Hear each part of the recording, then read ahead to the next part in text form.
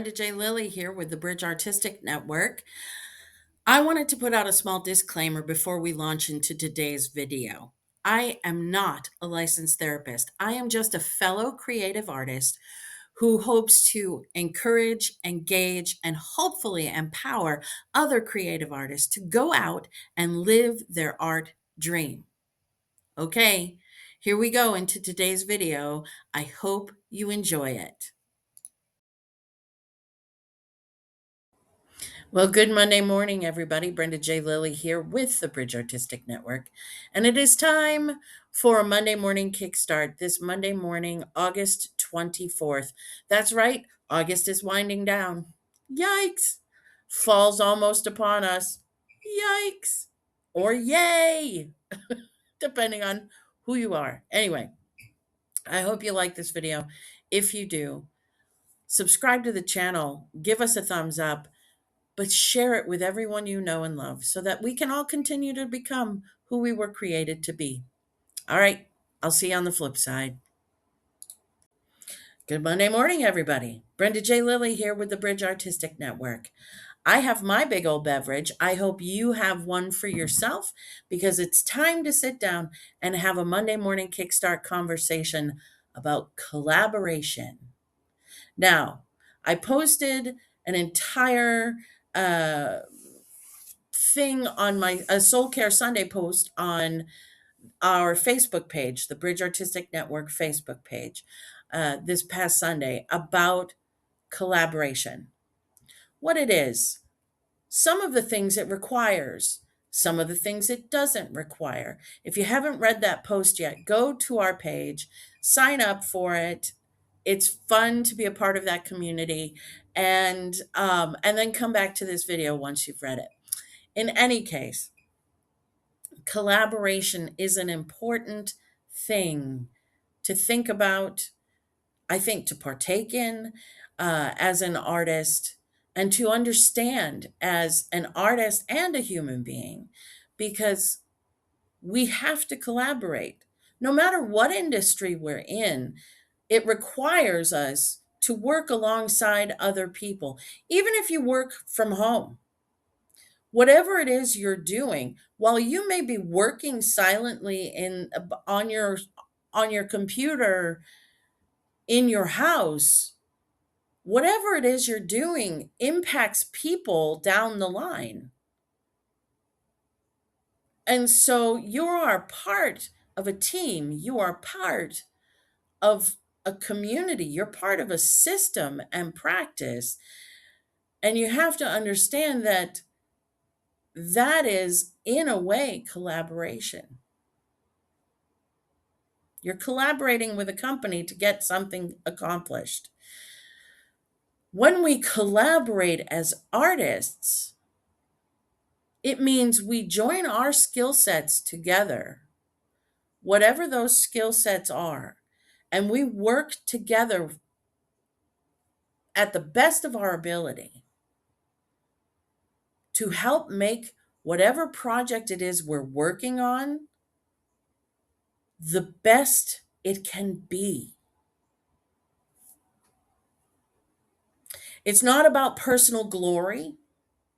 It's not about financial gain necessarily. It's not about power. Who is in charge? It's not about any of those things.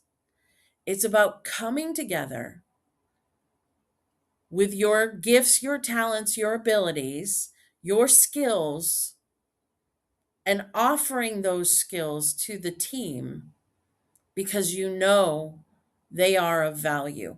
You also know when you collaborate with people that you are valued. And that's not something that I want to gloss over, because I think a lot of people, especially in the entertainment industry, get used up and spit out by the industry itself. The hours, when you're working in the professional side of the industry, the hours are long. Um, the thanks at the end of the project isn't always what it should be.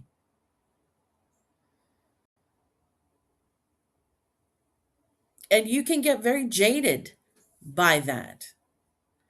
I'm a Generation Xer, and so I don't particularly need a whole lot of accolades um, in order to keep working, in order to get my job done, in order to whatever. But when I'm working in my artistic bent and leaning, I think it's really important to cheer each other on, to express how much we appreciate and value the artists that we're collaborating with and the work that they do and how they do their work. Um, Value and valuing people is encouraging them. And when you encourage someone in their skill set, in their particular bent and leaning, you know, the sky's kind of the limit. It's the glue that pulls us together and holds us together as a collaborative team, as a community, and as human beings. I actually said something to someone this weekend that I don't know that this person has heard it enough. In fact, I know they probably haven't. And that was, I value you. You are talented.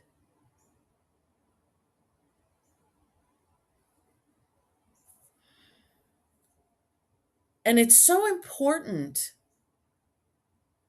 especially when you are in the professional world, to take a moment and appreciate all of the artistry that goes into the creation of a piece. And not just one time, not just at the end when you've accomplished your task, but all along the way. When the road gets hard, the thing that keeps us going is just even the smallest bit of encouragement and being shown that what we add to the team is important and indeed imperative. Because when we encourage somebody in that way, they realize that we are pouring our trust into them. We trust that they are going to do the job that they said they are going to do, that they said they can do. And so that's the first point that I want to jump off on this collaborative journey about. Well, I've already made one point. Encouragement is key. When you're collaborating as a group of people, encouragement is key. One of the things I hated and I still hate, but one of the things I hated as a kid and as a person in college were these group projects. I wish they would find another word for them, another title for group project. This is going to be your group project for the semester. This is going to be your group project. And it's this amount for your grade. There was so much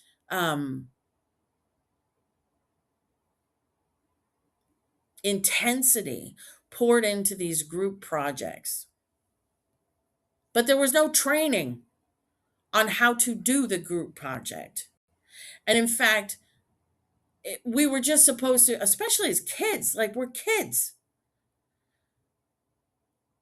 we were just supposed to know how to work together, how to communicate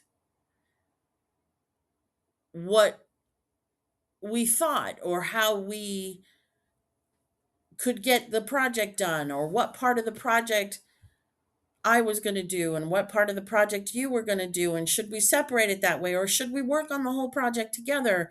And should we communicate about this thing? No training. Just suddenly, randomly chosen people are now going to help determine a part of my grade. And I don't know about you, but I was always the one who did most of the work. And I don't know how you felt about that as a group project person, whether you were the one who just said, oh, I'll just show up at the end, or if you were the person who did most of the work. So the person who showed up at the end didn't look like a bubkiss.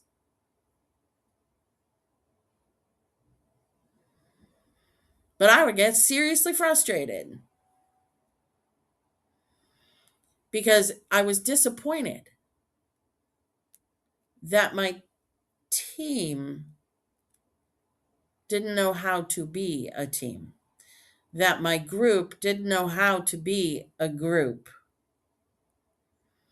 And so I wish they would come up with a different title than group project because it's more important than that. And obviously, it is to the teacher as well, the professors as well, because a huge portion of our grade is determined by this one project, right? No training, problem. But then you get out into the real world and you realize pretty much everything is a team sport. You have to figure out how to work with people. No matter what industry you are in, you have to figure out how to work with people.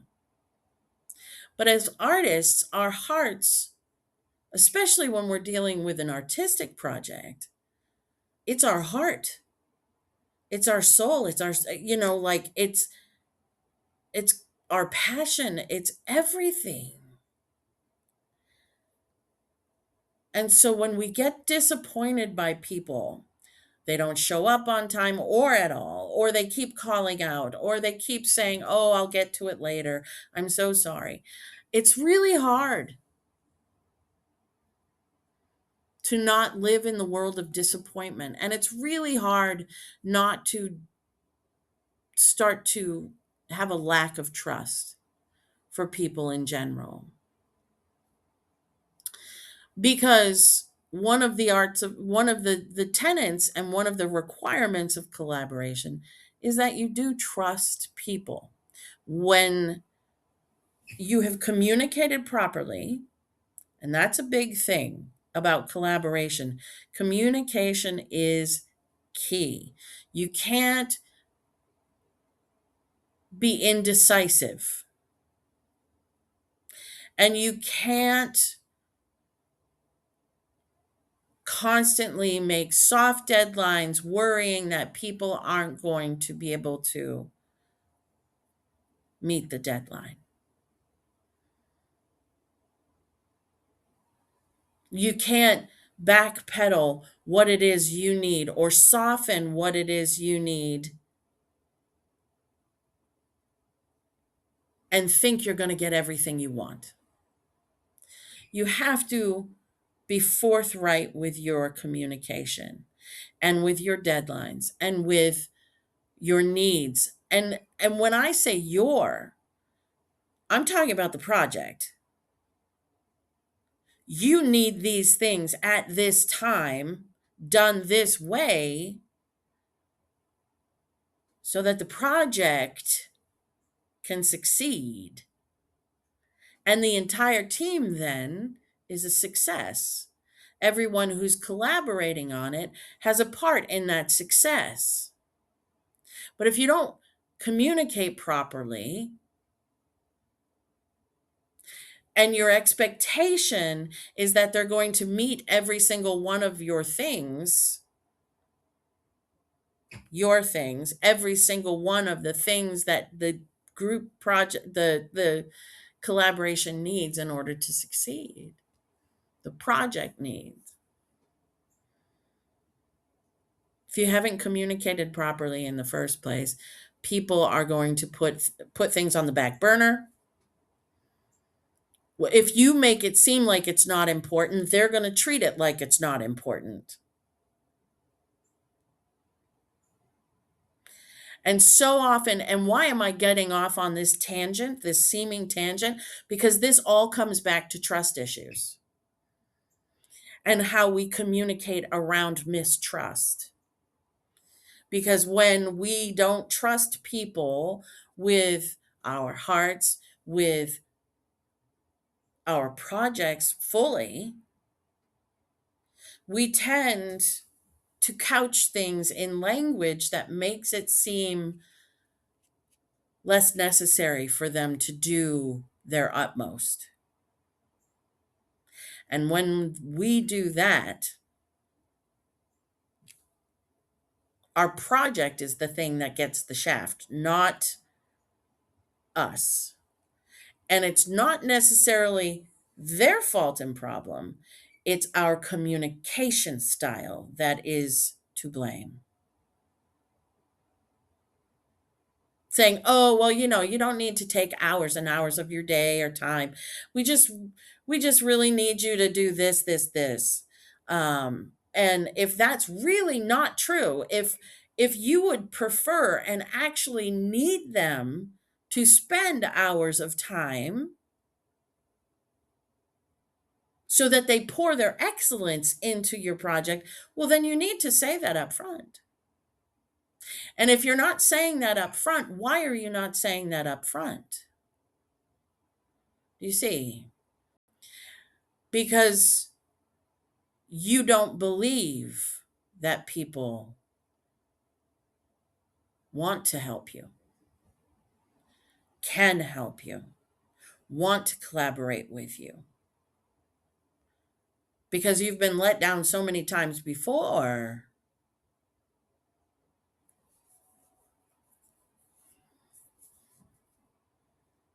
You now are not trusting people with the full and complete story. I'm preaching to the choir here. I've collaborated a lot, and I actually like to collaborate on projects. I'm in a couple collaborations right now. And like I said in my post, my Soul Care Sunday post, collaborating is not easy because there are a lot of voices that come into the room and it's more than your voice, right? It's so easy to work on your own, and I'll put quotes around the word easy, but it is easier to work on your own because you don't have all of those voices and all of those opinions and all of those new thought processes, but then you're only dealing with your creativity. And if you're trying to do a super creative project, well, then you need more than yourself. Oftentimes, you need outside eyes, outside ears, different skill levels and talents and abilities to be a part of it, because then it continues to elevate the project, right?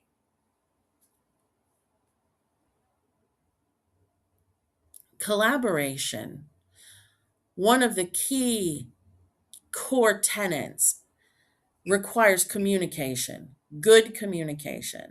And then the secondary part of that is trust.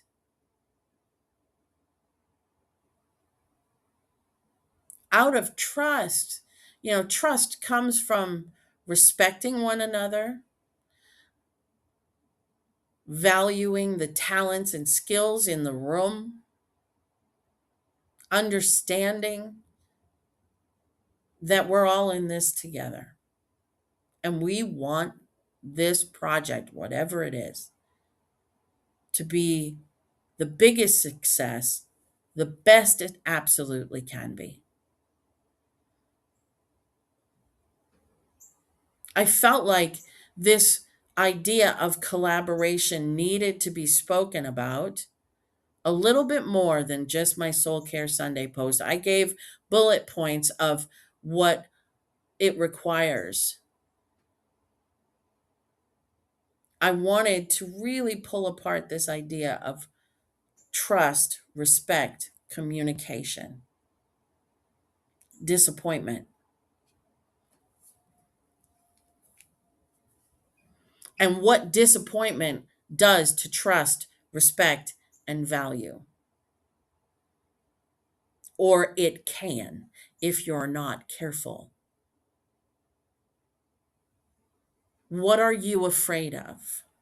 Oftentimes, our disappointment and our lack of ability to collaborate with people comes out of a place of fear of one being disappointed, fear of thinking we're not good enough to collaborate with these people, fear of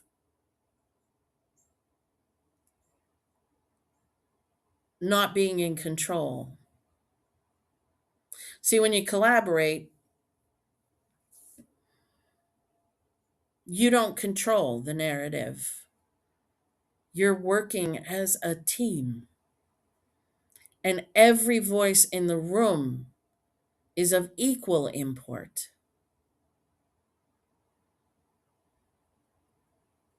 because of the skills, talents, and abilities they bring into the room. Their opinions matter. Their thoughts are important. Their adjustments need to be noted because they are working to make this thing the best it can be.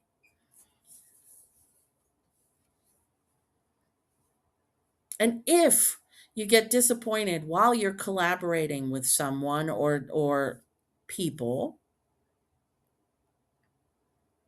what is it that you're disappointed about? What is it that you're afraid of? Where is that coming from?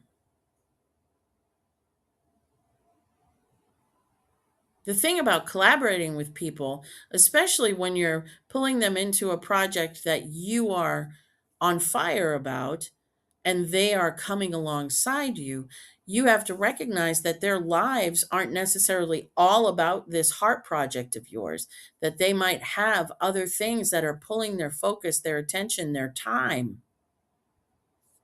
They're not trying to disappoint you or trying to ghost you. They're not trying either. They're not even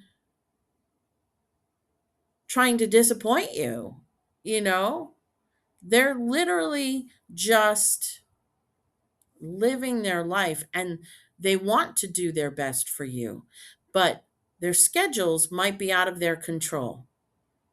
That shouldn't be something we get disappointed about. That's something you just have to deal with. You have to communicate enough with the people you're working with that you understand their timeline, and their timeline might not line up with what you had hoped. But that's not disappointing. That's just a reality check.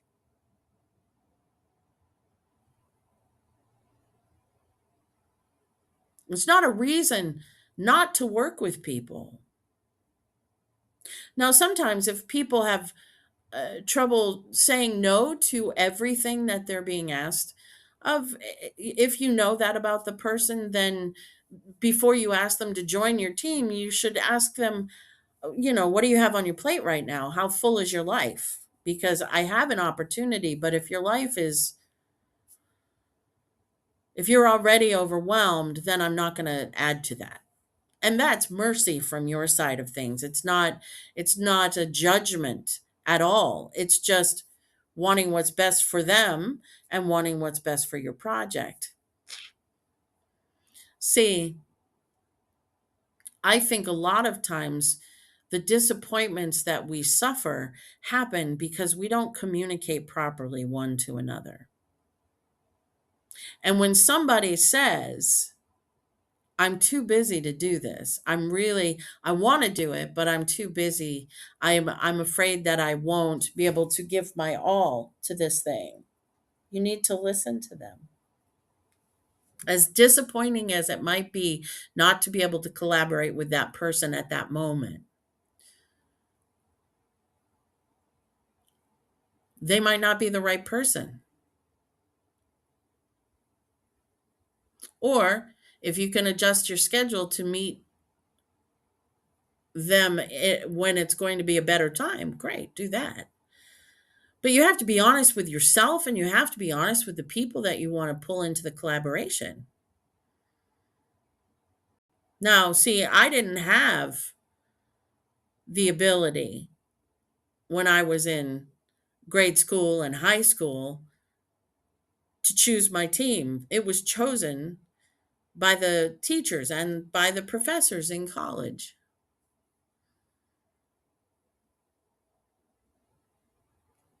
Not easy, because you don't know what you're getting. It's a crapshoot. No training. Not great. But now, where I sit now, if anything, I over communicate with people. I'm like, well, this is what my schedule is, and this, and this, and this, and this, and this.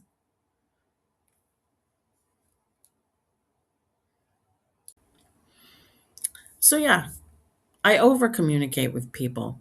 When I, and what I mean by that is I make sure that I communicate exactly what it is I can bring to the team and what I can't. I don't want to be a disappointment. I don't want to disappoint people. And so I sow out the ideas, the possibilities, and my schedule, which is rather big. And so if someone expects me to be on call 5 days a week, that is not possible for me. And I'll be upfront about that. Communication in a collaboration is key to its success. Understanding that collaborating is you bringing your gifts, your talents, your abilities, your skill set to the whole team for the good of the project, making it the best it can be.